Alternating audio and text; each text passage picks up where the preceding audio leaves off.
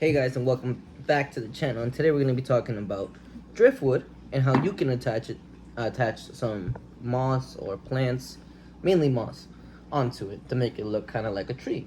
So I picked up this piece of driftwood with a little string sticking out already. I thought about making the video after I started, but I'm going to take you guys for the process anyway. So I got this driftwood from Petco. I think they sell this for like $6, $5, something like that. And you know, they have different shapes, different styles, but I like this because it can actually stand. So, and it's got kind of like a shape of a tree kind of thing.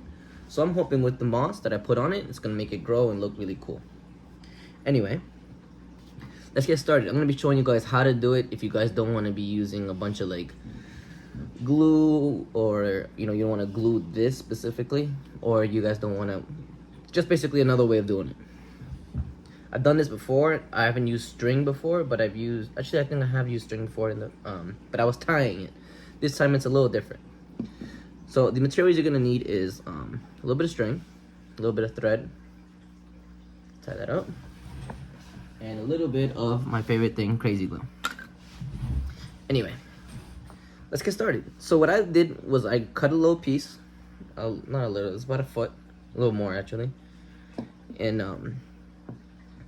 and I glued one part of it to a piece that you're not really gonna notice. See, it's glued to the bottom there. And what I'm gonna do is actually grab my moss that I'm gonna be using and start placing it actually right on top of the wherever I want it to be. So I'm gonna just place it a little bit like that. Now normally what you could do is just put glue on it and it should stick, but some people don't like that. So what I'm going to be doing is this. And make sure you get the liquid one because it dries so much faster. The gel takes forever. Anyway, so I'm going to grab the whole plant, place it like so. Kind of like a tree, right? It's going to eventually grow and expand, but that's good enough for me. Anyway, so now what you're going to do is, since you have a long enough piece of string, it's really simple. You're going to just start tying it up around it pretty tightly, not too tight, but tight enough so you don't think it's gonna go anywhere. And you can just keep going and going until you think you're done. Once you think you're done, like I don't think this is going anywhere, what I plan on doing is actually getting some more crazy glue. Again, you gotta be careful with it because it is the liquid, so it goes everywhere. But put a little drop on where you want it to stay. And now with that, we can actually wait on camera, so you guys don't see that, oh, I'm doing it quickly or doing something else after. I'm gonna be showing you guys how long that takes to dry before I can start and cutting the little strings. So I glued it right on the bottom here. In a couple of seconds, like it's still, like this is still wet, the plant is still alive, but my glue is gonna dry up, and then I'm gonna cut the extra little piece of string coming out. But that's really it. Like, after this you guys can go if you guys want to, but I'm gonna take you guys for the entire process. I'm not gonna show you guys the actual curement because that I don't put this in my actual fish tank for another 24 hours. But since this is a live plant and it's supposed to be submerged, what I like to do is actually get a little container, a little soup cup, and I actually dump this into there with water, wait 24 hours, and then I'll place that.